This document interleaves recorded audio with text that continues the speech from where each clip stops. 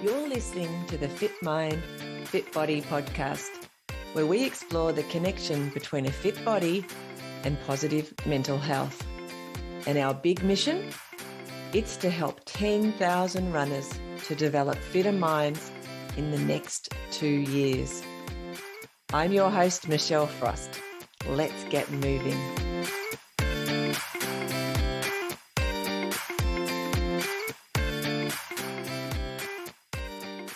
Welcome to this episode of the Fit Mind, Fit Body podcast, where we talk to Aaron Young.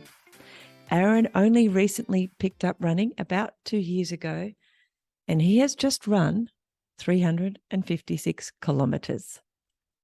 How did he do that? Well, you're about to find out.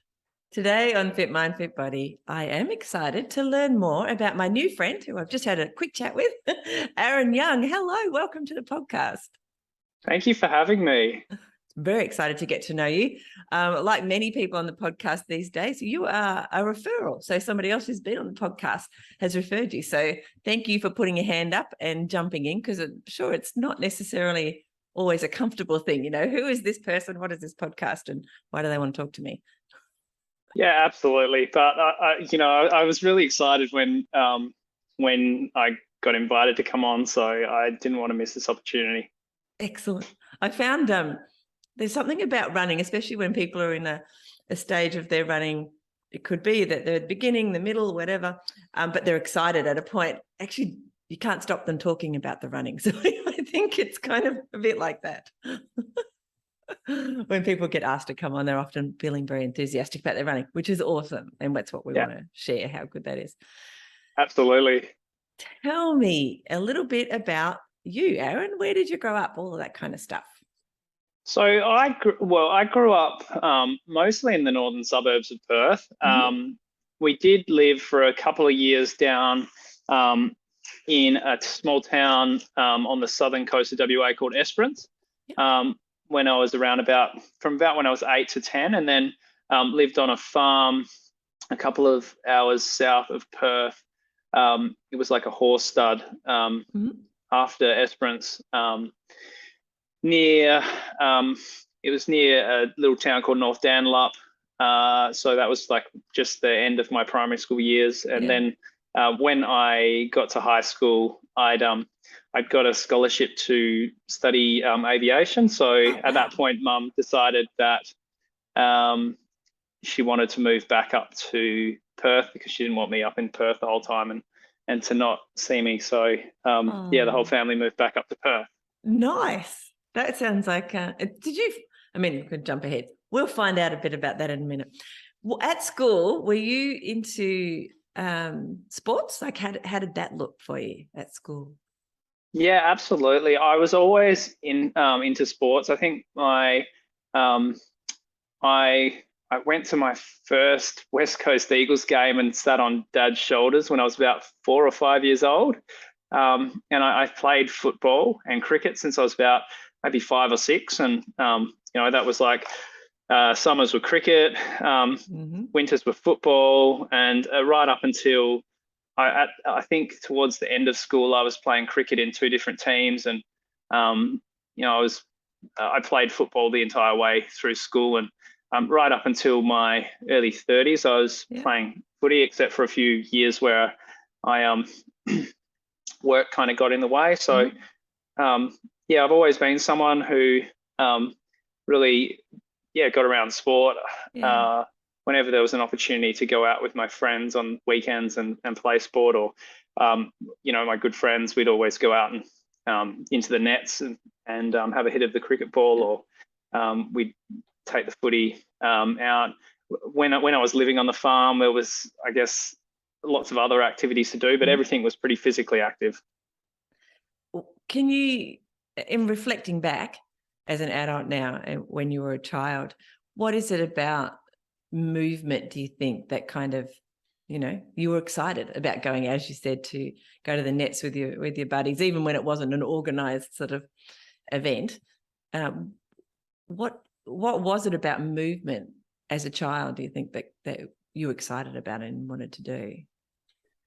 For me, I think I always even now as an adult, I do struggle to sit still a lot. So I think just being active is really important, but I think also being outside. I'm currently living like in a bit of a rural setting at the moment, and I think I'm much more mindful of the fact that I get to be around animals, and you get to hear the birds and the trees and all these different things that actually really, I think, make me feel much more happy as opposed to being inside all the time. Yeah. You've got that kind of, and maybe as a child that sort of, it sounded like you had like a, I don't want to say nervous energy, because I think we all do have that kind of, if we sit still for too long, our bodies are saying, quick, we need to go out and move and do things, and it makes you feel good too. Yeah, absolutely. And look, I have in my adult life had anxiety and depression have been a part of my adult life. So particularly in recent times, and so I can definitely see that would have been there as a younger person, and so I always find that when I'm out and I'm doing something, whatever sport it is, that a lot of those kind of things just disappear, and that's really what has always drawn me to it. Yeah, I love that. So when you were a kid, did you do running at school? Like, there would have been running at school because all kids are made to run at school. Do you remember what that was like, or is it just another kind of thing that we did in PE or sport at school, and that was how it was? When I lived in Esperance down in the country, because they didn't really have, because we were a bit younger, they didn't have proper like organised footy until you were kind of hitting high school. So there were a lot of other activities to do. So I do remember going down and there would be like runs along the beach and those kind of things, like maybe a 5K run or something some mornings. But I was always such a terrible runner that I never actually really got into running specifically. When I was playing footy and cricket, the athletic side of things was not really my strength. As a footy player, I was often someone who was, like the full back or something. And I was good at reading the play and getting myself into the right position, but never really the kind of player that would be able to, take the ball and break a pack and run past someone. And so it sounds like you were really strategic, like you've got that kind of strategic brain. You could see what was happening in a game. Yeah, I think that's always been my strength. Quite often during juniors, I was either a captain or a vice captain. So I had some of, I think I had some, strategic skills and I guess leadership skills that probably shone through a lot more than my athletic ability. Wow, that's really interesting. I love that. I love the distinction between the, just grabbing the ball and running flat out and in the direction you need to go in versus being able to see it like a game of chess in many ways. And I found that personally, that was one of the more challenging stuff. When you're playing team sports and stuff, that it's being able to see what might happen ahead of time. So that's really cool. I love it.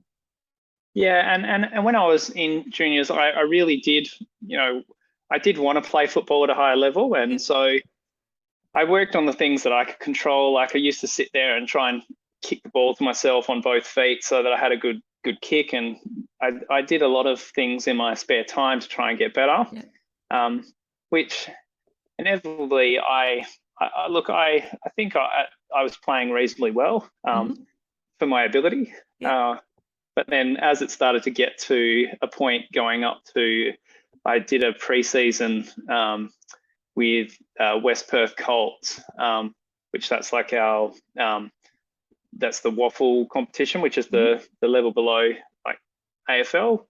And it became pretty clear at that point that my pace and my ability to run were probably going to be something that was going to hold me back. Okay.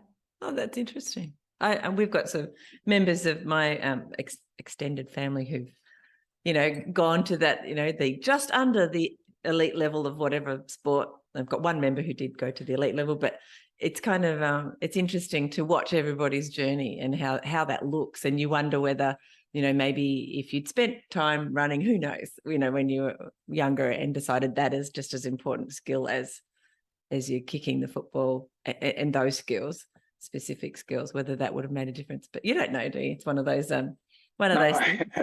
And it is, where you are now is a big part of all of that practice and things that you've done as a child too. So yeah, I love that. Do you have other siblings? That was a question I wanted to ask. Yeah, I've got 3 younger sisters. Oh, okay. So because I'm still dying to get to the bit where you got the scholarship and your mum moves everybody so that the family wasn't sort of broken up with you having to go away and study and all that kind of stuff. So tell us what happens then. So you get to the high school and you get the scholarship. How does that look? So I started that. We actually moved up. We moved up back to where we used to live when we were up in Perth, which was actually quite a distance away from the school. And so it was still a fairly decent trip. It was probably like on the bus and the train, it was probably just over an hour, maybe an hour and a half each way. Yeah. So I was lucky that because I was lucky enough that my Nana and Granddad lived pretty close to the school, so I stayed with them 1 or 2 nights a week, which is really good, and it was really great for my relationship with them. And I guess as I got more like year 8, I found it really exciting. As I got into probably year 9 at school, I started to really I don't know, like being so far away from your friends on weekends, I kind of started to find that I wanted to be going to a school a bit closer to home. So in year 10, I moved back to the local high school, which most of the people that I played football with went to that high school. So that was like a really fun year for me. And it was a really fun year. I had all the footy boys at school. It was great to be able to go out with friends on weekends and have a bit more of a social life. And maybe I had a little bit too much fun. I got to kind of halfway through year 10 and the school's kind of saying, well, I know you want to do it was PE at the time, but maybe that's not the right path for you because you're not really demonstrating that you're capable of that. So I had to really then I had to pull my finger out a little bit and start actually knuckling down, which I did. And it was shortly after that the school that I was going to shut down, and I moved to a school up the road. Oh wow.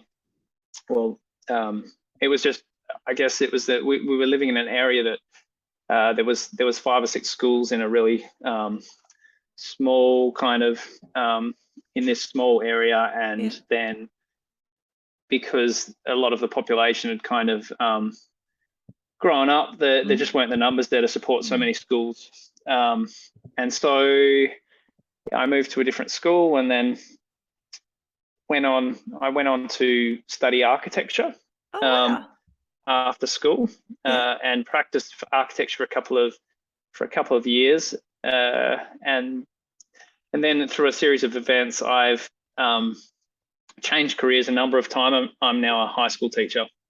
Oh, I love that. I'm a primary school teacher. Well, I was in one of my careers many years ago. But I also had skipped into nursing and done those other things. I didn't follow up the nursing, only did that for a little while. So I totally understand. I think having many careers is the new norm. A lot of people find after 10, 20 years from leaving school, they look back and they've done quite a few things. There's a lot of academic stuff in there as well. So you were going to university quite a bit, or however you were studying, I assume? Yeah, so the architecture, the 2 degrees that you do for architecture, if you do them full time, they take 5 years. I had a bit of part-time study in the middle, so I ended up doing it over a 6-year period. And then which they're both quite demanding courses. And at that point, my football was more of I still played football throughout most of university, but it was more as a social thing. I really wasn't as focused on how well I played, but more, the fun and banter that we had after the game. Which you probably needed with those, because I have a child who attempted a little bit of architecture as well at university. So I do know how challenging a course that is. So I would think maybe the football was kind of a little bit of relief from the hard study as well. Oh, absolutely. And I when you're around a football club, there's always someone who's happy to have a beer, and there's always someone who's keen to have a bit of a chat and a laugh. So it always, it's always somewhere that's a nice place to go, regardless of whether you've had a rough week or whether you're had a great game and you're looking for people to socialize with. Yeah, that's cool. And so you practiced architecture for a little while, and then you moved into high school teaching. Did you go back to uni? What does that look like? There was a bit of a gap in between. I found when I was practicing as an architect, I started feeling much more drawn to doing community work. I'd done a little bit of personal development work, and so I started running an anti-poverty week festival. Well, it was a little event to start with, but it turned into a bit of a festival in the center of the city with a few friends. And I also had a little bit of a stint living over in London for about 7 months. And so I was running that festival for about 5 or 6 years. And I'd started a little social enterprise with some other friends running hip hop and performing arts programs in a school setting. And so I kind of just started to be drawn more into working with young people. But running the social enterprise financially, it wasn't sustainable for me to keep doing it the way I was going. And so someone suggested to me a program that I did with Teach for Australia.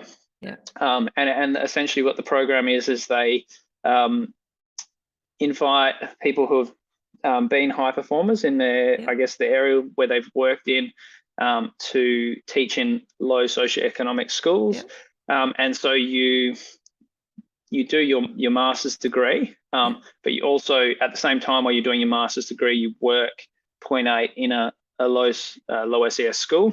Oh wow! So it's a pretty full on. It was definitely a very full on experience, but it was a really good way to get into teaching, which meant that I could kind of get straight into the classroom. And that's amazing. And they set you up with different mentors to help support you during that process. So what do you teach in high school? So when I first started teaching, I was teaching visual arts. And at the moment, I've been working on like work studies and workplace learning, helping students engage with, I guess, in conversations about what might be their pathways moving forward through their education is the crux of what we do with students. Trying to, I guess the other part of it is trying to bring some industry into the classroom so they get a bit of an understanding of how the skills that they're learning in school actually relate to the potential work environments that they're going to be in.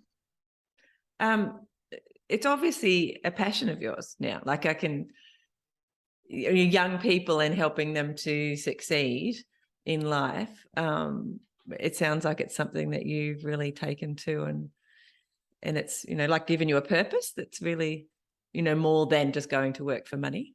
Sounds like real. Yeah, absolutely. I really think that, I was super lucky in my life, to have a home life that was pretty supportive, and particularly mum is, even now is just super, super supportive and is someone who's always there for me. So working with a lot of students who don't necessarily have that kind of supportive home life, I think it's really important to be a role model and also a support structure for young people, so that they get some level of the same opportunities that I've had. That's amazing. Where do you see that going for you in the future? I'm not entirely sure at the moment. I did earlier in the year did start to do a little bit of work with a lady who does career design, but I think I'm in a really good environment where I work. Like the people that I share the office with are really great. So and I'm getting an opportunity over the next few weeks while my boss is on long service leave to kind of fill in for him. So I guess that it would be if I try that role and it works out really well, then I might have a bit of an idea of where I might want to go. Yeah. But I guess I'm just in that process of just reflecting and on what I really want out of life and what it is that's going to make me happy. So, and I'm not in a rush to move because I am in a pretty good situation. Sounds amazing. So it's incredible how our lives are not in a straight line. We're in school and then we go, and there's a process that you think you go through, but actually the reality of most people's lives is kind of more squiggly and around in circles, and it's not a straight line, even though we kind of had this picture that that's what our lives are like. They're not. And it's quite fascinating, the little turns and twists that we all take, especially, and our changes in what is important to us changes, obviously, as we go through our lives, that all changes too. So it's fascinating to see how yours has taken, all these little twists and turns too. Absolutely. And I think sometimes it's really easy to get caught up in thinking about where you want to go. Yeah. But just be. When you think about what is actually going on in your life on a day-to-day basis right at this point, I certainly, particularly in this last week, have been starting to think about that. And there's so many great things that I have in my life that I'm really, really happy with. So it's out of doing that reflection and just being present to what's currently around you, you kind of can get a really good sense of what are some of the things that are great. Yeah, I love that. That's that. It's not that we shouldn't strive, but it's kind of like being able to strive, but also being where you are without having to strive. So it's kind of that. It's a funny thing. I've struggled with some of that myself. Anyway, how did you start running? Like, here you are on a running podcast, and we know you've done quite a few team sports with cricket and football, AFL, depending on who's listening. How did running start for you? So it's kind of been a progression from I've just progressed to it, like, I guess, organically. So I in 2017, I tore my ACL in my left leg. Ouch. And so a football injury. Yes. So I did, after that, rehab it and go back to footy for 1 year. Yeah. But after that, I'd kind of realised that I didn't really feel comfortable being on the footy field and the potential of going through that whole thing again. And so during the time where I'd had my where I was doing, before I got to a point where I could do proper physical exercise, I got myself into a little bit of a mess over that period during the rehab period, put on about 25 kilos in about 9 months. Wow. And my mental health was shocking, and then it was just getting back into the gym. I did, to start with, I did like F45, and I did like an 8-week challenge and lost a lot of the weight actually. And which led me into CrossFit, which I was loving, but I have, because of football, my shoulders are really dodgy. So I was really limited in what I could do. And so when I went in for some shoulder surgery just at the end of 2019, and I got a bike. I had a bike sitting there from a friend that I had it ridden for like 2 or 3 years, and I got so I started riding, and I found that I really just enjoyed just going out, and I was just doing a 20k loop around our river in Perth, and that kind of was starting to grow. But 2020, I'd planned to go on a big, backpacking trip around Southeast Asia, which 2020, yeah, the COVID year. Yeah, and so that one ended quite abruptly. So did you go? Did you start? You started? Yeah. I spent maybe like 5 or 6 weeks in Cambodia, and then I went to the Philippines to hang out with a friend, and I had planned the next 3 or 4 steps.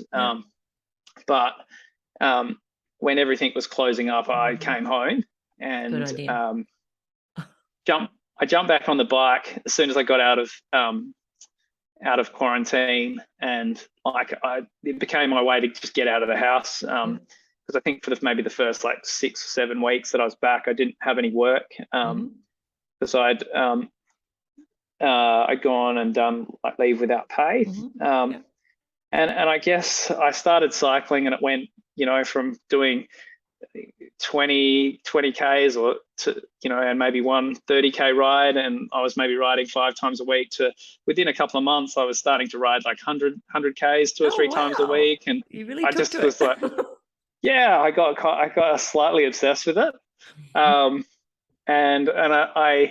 I reached out to a friend who actually I'd met through F45, who I knew was a really good cyclist, and we went for a couple of rides, and I was talking about maybe riding around Australia if the borders opened up, and he's like, well, maybe just hang on a little bit, maybe you should pick something a little bit shorter to start with. So I ended up doing like a gravel ride. We've got a trail in WA that's just over 1,000 k's long that goes from Perth to Albany. It's called the Munda Biddy. So I rode that down to Albany, and then I rode back up.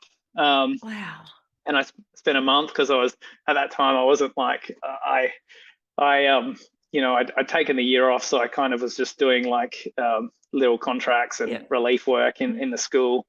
So I had the bit of flexibility to do that. And when I came back, my knee was a little bit sore. So I started swimming, and John, who told me not to go around Australia, and said maybe put the brakes on a little bit, was training for the 2019 Ironman, which ended up getting cancelled. But so I went down and started training and swimming with his coach, who now my coach, Pete.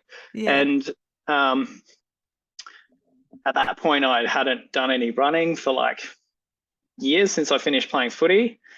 So Pete said, before I write your program, maybe you should just try doing a few runs and just see how you feel and how you pull up. And I did. And my first run I went on, I think it might have taken me like, I was quite like cardio. My cardio was good because of all my cycling, and but I think I couldn't believe how much my joints just didn't want to kind of move. So when I was running, so I ran to the end of my street and back, and it was about just under a 5k run, and it took a little over half an hour. And I was like, I felt like I was knackered by the end of it. So when was that? That was like towards the end of 2020 or something, was it? Yeah, I think that would have been towards the end of September, maybe 2020. And so then I kind of came back to training, and I was like, I said to Pete, I was like, Pete, do you reckon I could do the 2019 Ironman? And he just kind of looked at me and goes, no, Aaron, I don't think you should do the 2019 Ironman. So, and but I said, like, once we had a bit of a chat about it, we decided to work towards one the following year. Yeah. And I guess that was the start of me running. Was I did the half Ironman in May 2021, and a number of like Olympic distance and sprint distance triathlons, and just kind of slowly started to build up the kilometers. I guess prior to that, I'd never run a half marathon distance. I think I might have run maybe 16 Ks once when I was fit during footy. Yeah. And so it was just a gradual kind of building up.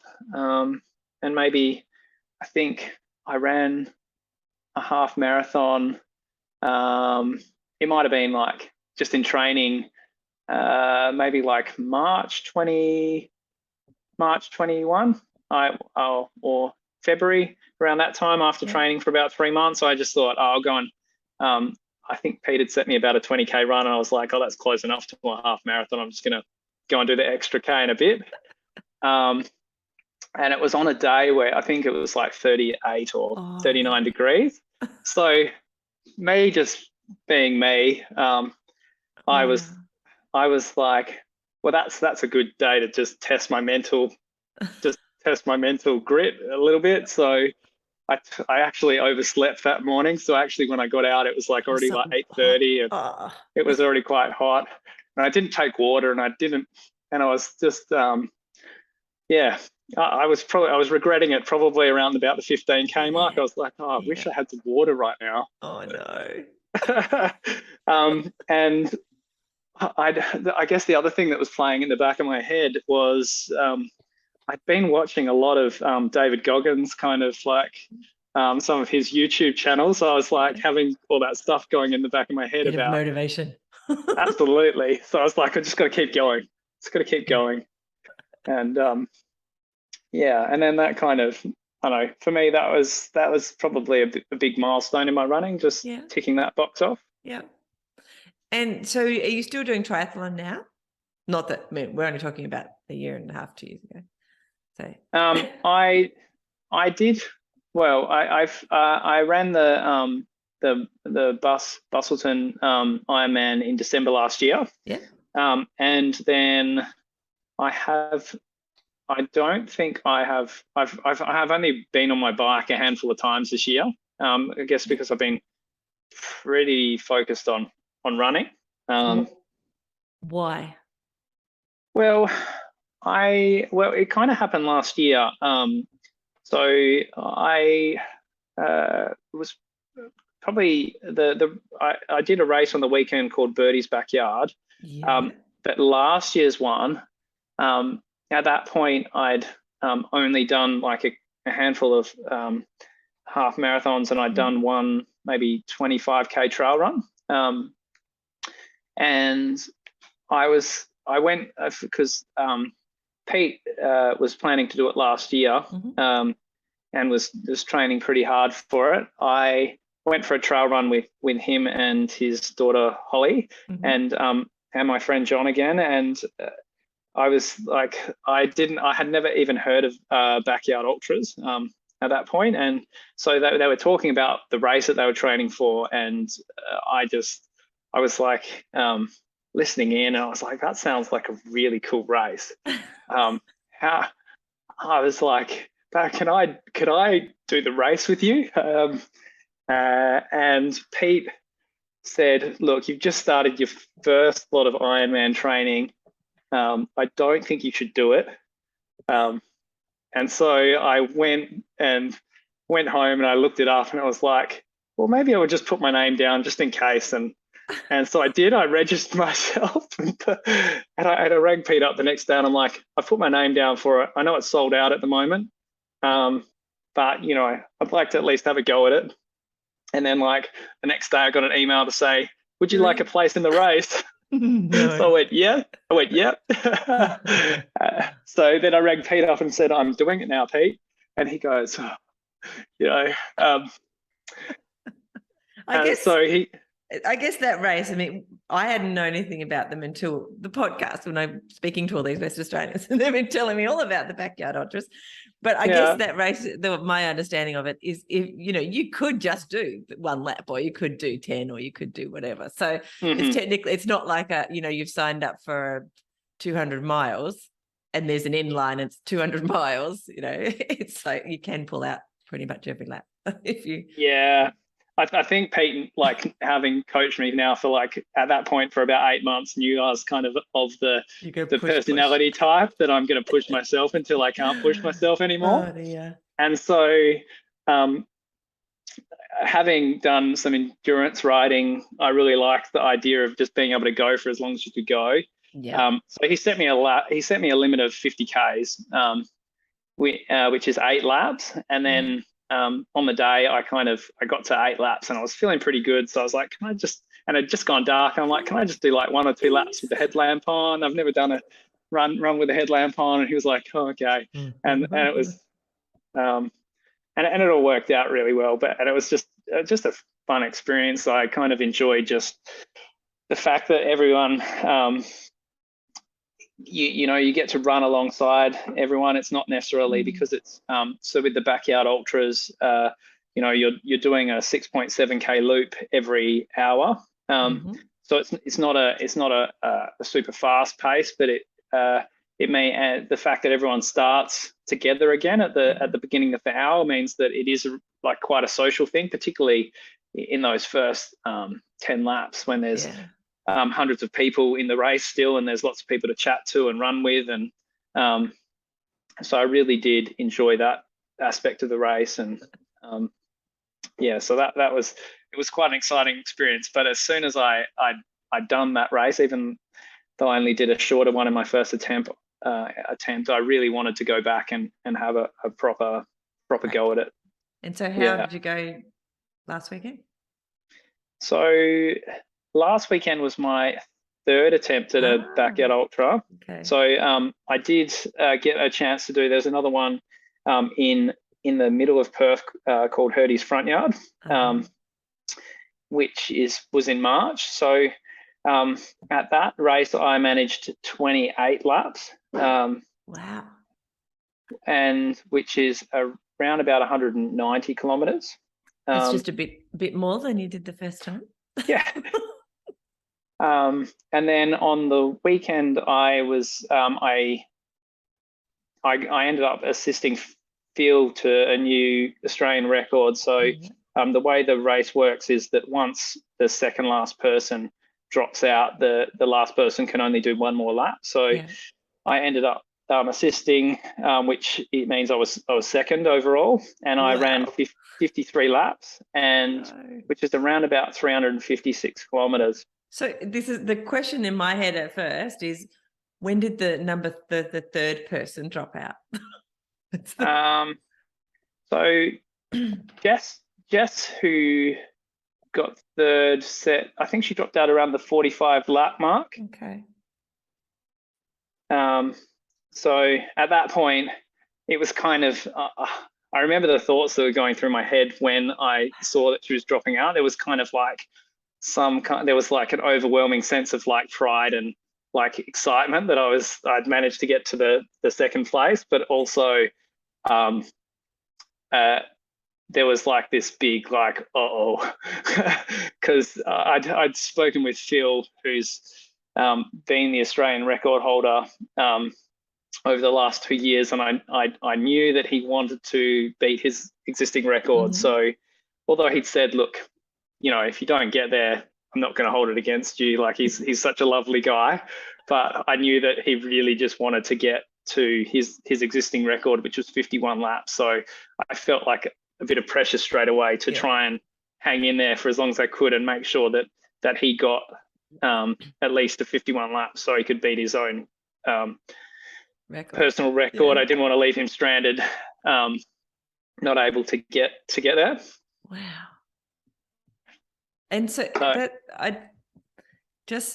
my brain has got all these things just popping off at the top of it, like that, just understanding it, being new to even understanding what the backyard ultras stuff is. It sounds a little bit like, because I've watched the Tour de France a lot over the years.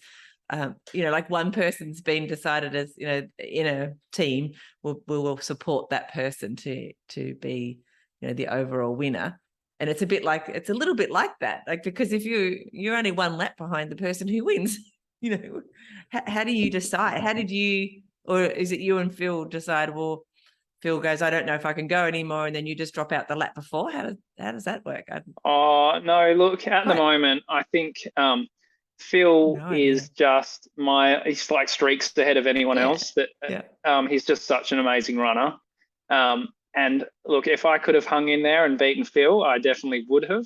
I guess I kind of knew that. I didn't know that I couldn't beat Phil, but I kind of went in at the beginning of the race with the mindset that I didn't want to be focused on Phil or trying to beat Phil, because I think that the thing that I really love about this race is that it's an opportunity for me to try and push my own limits. And so I felt like if I was focused on Phil and there's that possibility that I might end up getting to a point that I would think, okay, Phil's got this, I'm just going to give up, because I'm going to get second whether I do 47 laps or whether I do 53. So my goal was just to really focus on myself and try to just, if I get back in time and I finish a lap, is just to make sure that I go out on the next one and give it my best effort to try and finish that lap. So, and I think that like really helped me just continue on, because I found like and I'd also set up a little bit of a in the background. I'd said to one of my close friends, John again, that if I just got back and then pulled out and just gave up, that he had permission to give me any hairstyle that he wanted to, and I'd have to wear that for a week. So I did that, and I gave my coach $200, like, it's the same kind of thing. Like, I've got to keep going. Yeah. But actually, the money itself didn't come into it at all. It was like the haircut. Yeah. I was like thinking about the haircut the whole way around. I was like, no, I like my hair. I'm just going to keep going. That's hilarious. So, like, it was a little bit of I found it quite funny, but it was also like this little incentive just to get back and just to keep going while I could keep going. So it's a pretty massive thing to go from, just getting into running in the last 2 years, and now to have achieved what you've achieved just recently. That's just amazing. You must be, looking in the mirror and going, wow, when did this person who didn't necessarily get their football, to the level they were initially thinking when they were younger, because they think, running and all that. And here you are achieving those sort of goals in running. That's got to be pretty cool. Yeah, look, it is. And this week's been like a little bit of a roller coaster. I've had times where I've looked at the videos and I've like been in tears, like just got really emotional. And I think also I felt like that towards the end of the race as well, from about lap 50 onwards. Like, as we went through and everyone was cheering, I was like just sobbing underneath my sunglasses. I was just like, I was just getting really emotional. And I think as well, but then I go to stages where I'm like just really excited about what it means to get to this point, and then to going to being just extremely tired again. And don't make me go upstairs. Well, I've actually been really surprised. Like, other than my feet, because it did rain a lot on the second night, so I did get quite a few blisters. My body has actually recovered quite well. So there's not been maybe for the first day or two, but I would say if I feel like I'd be comfortable going out for a 5 or 10K run this weekend. So how do you train for running those kind of distances, well, just being awake for that long, how do you actually train for that? Well, the training, so I guess Pete's, I think, like I would say, a lot of so my training has been set up into there's a rough kind of format that we follow each week, and as the volumes increase, some of the distances in the long runs have really increased. Like maybe a couple of weeks beforehand, over the weekend, I did like back-to-back marathons. One was on trail and one was on the road with a friend. And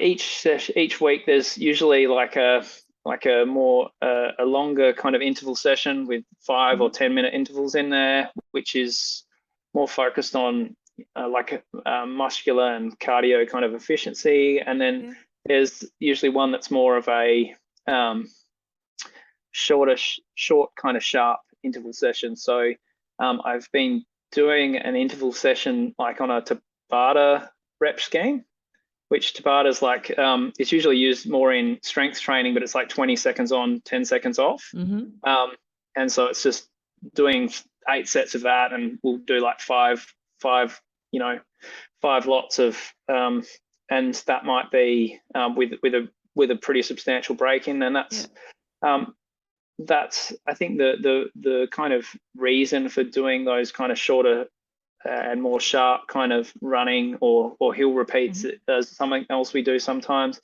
is a little bit around like muscle recruitment, but also just getting used to the kind of the suck factor of this kind of stuff. Like some of those sessions are usually, even though they're the shortest one of the week, they're usually the ones that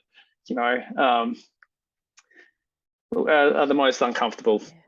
I have a love-hate with sort of speed work, in that I love the first 10 seconds, 15. I just love that instant bursting. I actually love sprinting. The moment it starts really hurting, I hate it. It's almost like your body hasn't caught up to the fact that you're running quite quickly or whatever it is, and being able to do it. It's a funny kind of thing that goes on in our minds, isn't it? Yeah, absolutely. And in regards to the sleep, I think it's just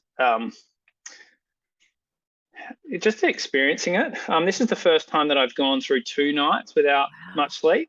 I have done some overnight bike kind of like long distance bike rides, and Herdy's went overnight. And the other thing that really did help me this time, I have one of my friends that I run with regularly. He's a mutual friend. Chris is a mutual friend of mine and Phil's. He's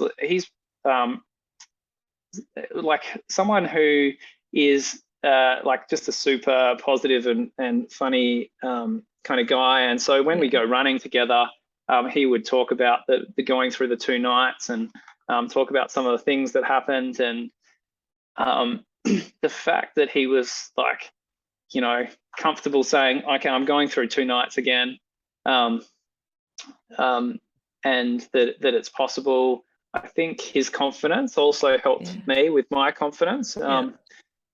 And so that was something that really helped. But I guess it's just, just giving it a go and seeing what kind of happens. I really tried to not have particularly on the first night, to have as little caffeine as I could, just because I have made that mistake before of like having a couple of Red Bulls or Vs when I've particularly when I was studying architecture and we had to do all-nighters to get uni assignments in, and then the bill comes due, and then all of a sudden, like, you crash. I crashed. I was useless, and so I kind of knew that good feeling of having those, it comes back to you pretty quickly if you have too much caffeine or too much guarana. So how's your running looking now in your mind and for the future? What do you see your future is with running?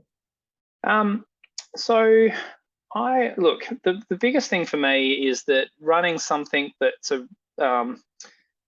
it's a really important part of my like mental health.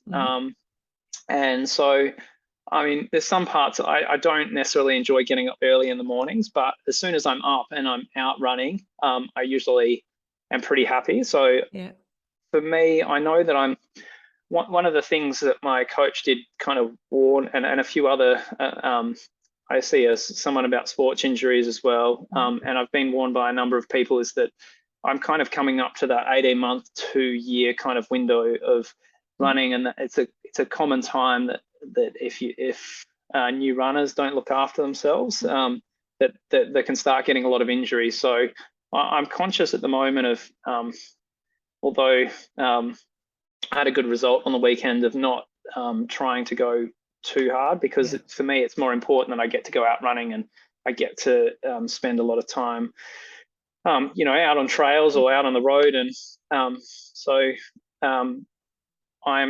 I've got some stuff there is there's like a satellite championship in about 9 weeks time, which is like a qualification for there's like I guess an individual world championship of backyard ultras next year in October in Tennessee, called Big Dog's Backyard. So I think I've got to be a little bit careful over these next few months about not pushing myself too hard, and making sure I allow plenty of time for rest and recovery after what I just put my body through. But I'm pretty excited to maybe try and qualify for that event, and just see how far I could actually go. That's amazing. And I usually ask when you called yourself a runner, I usually ask people that question. When do you think you called yourself a runner, Aaron? I don't know that I do actually call myself a runner. I wondered whether you were going to say. That's why I was kind of hesitant in even asking the question initially. Because I guess, look, I absolutely love going out for a run, and I think I've been more drawn to it than I guess the other disciplines that of triathlon, because it probably was always my strongest discipline, even though that I was cycling a lot before I started doing that training. But I guess I also like the fact that I guess I can be a little bit of a hybrid athlete and try different things as well. I think the really important thing for me is that being able to stay active and being able to spend a lot of time in the outdoors, and that's really important to I guess I would say it's an important part of my identity, but it's also an important part of my mental health. Yeah, I love that. So do you think you'll have running in your life for how long? I won't give you that. Absolutely. For as long as for as long as I'm able to run, I will definitely be running. And absolutely. Do you think having those goals, like the Berties Backyard type of events, like having a goal to train for, is something that's also important for you? Is it the way you approach your running? Yeah, I guess I am like quite a competitive person. So having something to train for, like I do enjoy competing. But I think like even with my with my, like when I initially started cycling, there was no real event or anything. I just enjoyed going out, and I think often having, like, if I think about the lead up to Berties, it wasn't really until about 2 or 3 weeks before the event that I was actually thinking about that on a regular basis. I was just more thinking about going out, who am I going to go and run with? Whether it was like my friend Chris, or just going out for a run. It's just a fun way to go and spend an afternoon, or meeting up with some other friends. And I've had a few people come out recently who've kind of joined me for a run, and they've been on mountain bikes, and they kind of join me for part of the run, and then they'll go off and ride for a little bit, and then they'll come back, and I really enjoy the social side of it, and the fact that it gives me such a great lifestyle. Yeah, I love that. So obviously, like, one of the questions I often ask people is, how do you get out the door? Because especially if you're training for some of these larger things, actually, you don't want to miss too many trainings because it's raining or because it's whatever. It sounds like the social side of it is one of the things that, you know, you don't want to miss out if you've set up to go out for a run with Chris or with some friends or whatever. That's kind of helps you get out the door. That's one of the ways. Is that the main thing, do you think, that helps you, that motivates you on those days where it's not a day you want to run necessarily? It's funny because there's not too many days where I don't want to go out and run. That's awesome. And I mean, that's probably, I am pretty new to the whole thing. So I guess I haven't gone through that big, you know, peak and trough of like motivation. Yeah. But generally, that's the kind of part of the day that I really look forward to, like a finished work and get the shoes on and go out for a run. I know one of the things I don't often like doing is getting up early in the morning. Yeah. And so if I know that I've only got one activity to do, if it's just a run or if it's just a gym session that day, I'll definitely schedule that for the evening after work, so that I can also have my nice sleep in, and I'm really happy about that. That sounds awesome. I totally understand that too. Although I always, like you said, I love getting it. Once I'm out, I'm fine. Sometimes getting out super early, it's not so easy.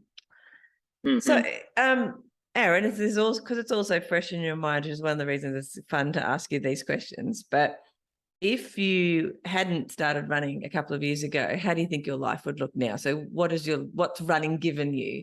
Do you think you might be missing if you hadn't taken it up? Well, I think it's hard to say like what my life would have looked like. I can certainly say before I started getting back on the fitness train, after my ACL, like my mental health was pretty terrible. I was drinking a lot. I was taking antidepressant medication. I was completely overweight, and so I wasn't a healthy person. I probably didn't feel great about myself, so I wasn't a great person to be around. So I think that's something that running and being a fit person really has given me, is that it's just a sense of pride in myself, and I think it's also like an amazing time to just reflect. It's only probably in the last month that I've started running with music. Up until recently, I didn't run with music, and it's been an intentional thing, because you know, when you've got things that are going on in your life, whether they're good or bad, it might be a little argument, or it might be something that you haven't done very well. You know, within 10 minutes of being out on a run, that's going to be the thing that comes to the surface, and then you'll find yourself thinking about that for an hour. And I find it's a really good place to process all of the, you know, the challenges and the you know, the achievements and the you know, the things that aren't going well in life. And I've certainly been running along and I'm having two sides of a conversation with myself. I love it. And I've had people come up behind me on a bike, and I'm like, oh God, that's so embarrassing. They would have heard like me just talking to myself, like but I guess that's part of it, the part of it that I really love. Yeah, I love that. It's so true too. I can totally understand that, having done that most of the time myself. Sometimes I think though, you know, when you're talking to yourself, maybe they'll think you're on a phone. So it's okay. Yeah, this day and age, everyone seems to have something in their ear and they're talking to somebody, like they're by themselves walking down the street, and you think, oh, they're on the phone. So hopefully that's what they thought about you. Yeah, until they see there's nothing in my ear. Like a special new sort of invisible headphones. Yeah, it's a microchip. That's it. Just trying it out. So do you run, we'll wrap up in a minute, I know you've got to get to work. Do you run much by yourself, or is it, because I know you've talked about running with other people, but you've also now reflected that you also spend some time. I would say probably 70% of my running is probably on my own. Okay. I probably might run with maybe one of my long runs on the weekend, and I often do a Thursday evening run with someone else, and but the rest of my running, like particularly intervals and those kind of things, I have tried to do those kind of sessions with other people, but those are the kind of ones that I think it's just best to just concentrate on your own. On getting your technique right and getting your heart rate in the right zones, and doing all the different various things. And when you're pushing that hard, it's often hard to speak anyway. So it's true. All right. Before we wrap up, I've got 2 more questions. Before we get to the tips, is there anything about running that we haven't shared that you'd like to share? Oh. Or have we been thorough? I think we've been pretty thorough. Most people say we've been pretty thorough, but sometimes so. So tips, if somebody comes up to you, especially now you're a newish runner, which means it's still all very fresh, how you get started and what, some ideas. So if somebody came up to you and said, Aaron, have you got any tips for me? I'd like to start running. What would you suggest to get them started? I think the one thing that I've definitely found really useful is reaching out to people who are much better at running than I am. I think often it can be a little bit daunting when you see someone who's a really good runner and you're just starting out. But I think I've always got a sense from most people that I've spoken to in the community that people just want to help each other. And so not being afraid to ask someone who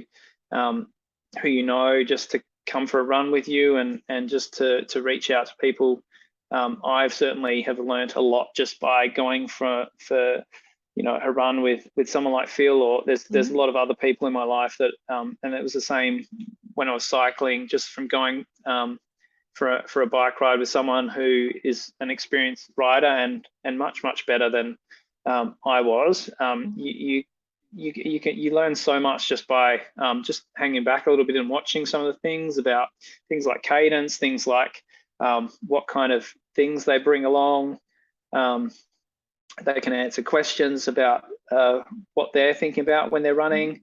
And I guess things like parkrun can be a really great forum for meeting new runners if you're at the beginning and don't have anyone that runs that to actually ask. I guess the other thing is to start small with whatever you do. I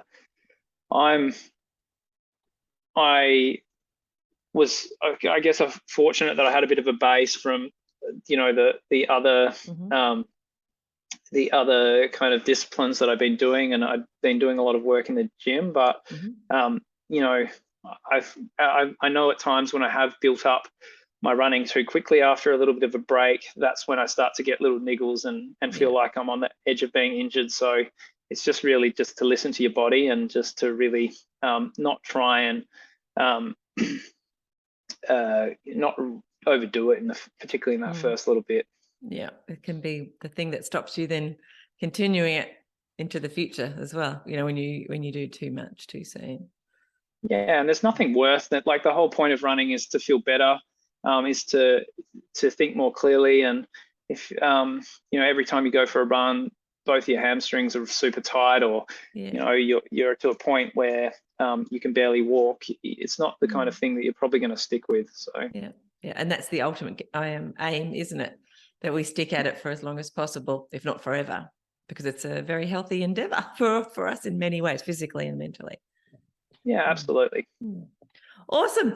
Well, Aaron, it's been amazing to get to know you. Very inspiring, your story. I've loved hearing more about you. So thank you for sharing. Really appreciate it. Thank you so much, Michelle. It's been amazing chatting with you as well. Excellent. Well, don't run away straight away. I just want to say goodbye to you off the recording. But again, thank you for sharing some time with us. No problems. Thank you for listening to the Fit Mind, Fit Body podcast. I'd love to talk to you about your running journey. So send me a message on Facebook or on the website, and let's do it. for a bunch of resources on mindful running that will help you get and stay mentally and physically fit. Head over to the website, fitmindfitbody.co, and I'll see you there. Plus, I'll be back here in your podcast player a few times a week. Hit subscribe now so that you don't miss an episode. And before you go, I'd really appreciate it if you'd leave a review. It'll help more people to find the podcast and get inspired to start running. I'll see you soon. Bye.